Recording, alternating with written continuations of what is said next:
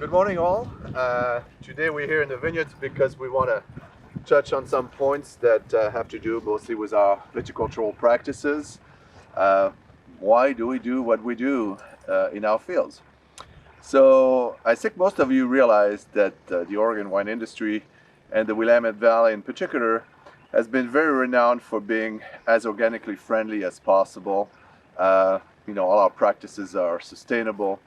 Why is that? Is that just because we're all a bunch of hippies that like to be really nice to the soil? Or is there some more selfish aspect to it? So hopefully I'll give you kind of a balanced answer to that question. For me, it has a little bit of selfishness involved in it. I want to make the best wine possible coming from this ground.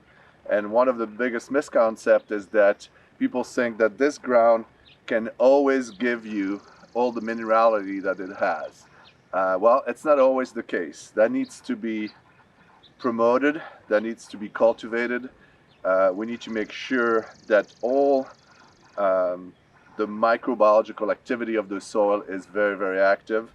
Essentially, that I refer to the microbiological activity of the soil as the waiter with the platter down below the root system that allows that minerality to be expressed in the berries in the wine. So here at Soléna, how do we make sure that this uniqueness of the soil is being expressed in the wine? So first, we've abolished completely the usage of any herbicides whatsoever.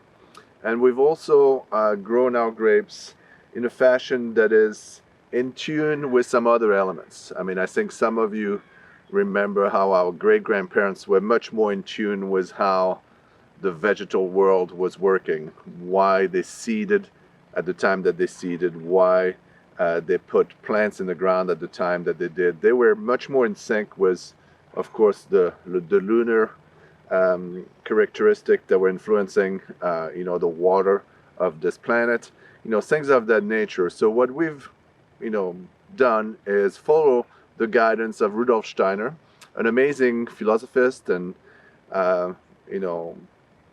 thinker that touched upon a lot of different things. He was kind of the creator of the Waldorf schools.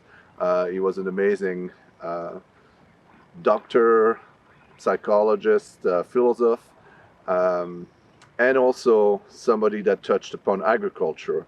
And some of his thoughts have been really amazing.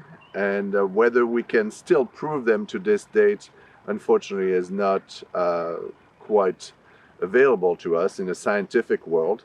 But I believe dearly that if we had the good fortune of meeting up in 150 years, some of the things that we do in the vineyards following his philosophy could potentially be explained.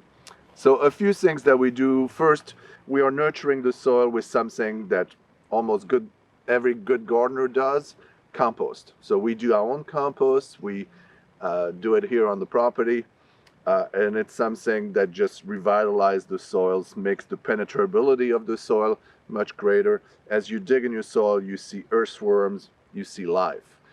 So compost, first of all, and then we'll spray a lot of different teas, and some of them are pretty esoteric, and they put us in touch with some of the cosmic interference, and so I won't get too much into this. I don't want to lose you there.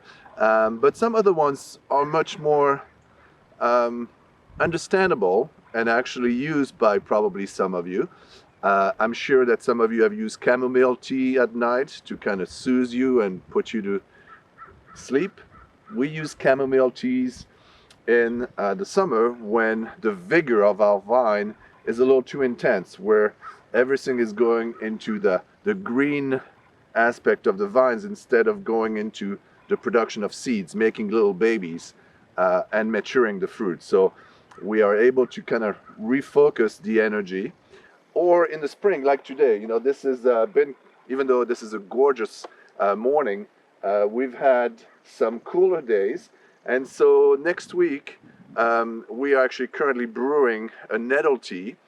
And that nettle tea, essentially just like it sounds, it's kind of stinging you, and it is also something that people use quite a bit to help you digest.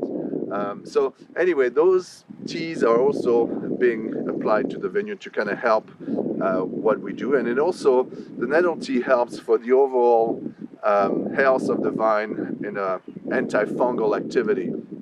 The key to us is that every product that we use here is of organic nature. So we don't use anything that is not of organic nature.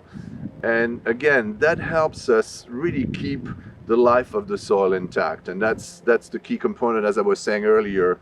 We are 100 yards from Dick Shea's beautiful vineyard next to us. Penarash is just up the hill a little bit. Willackenzie next to us in the back.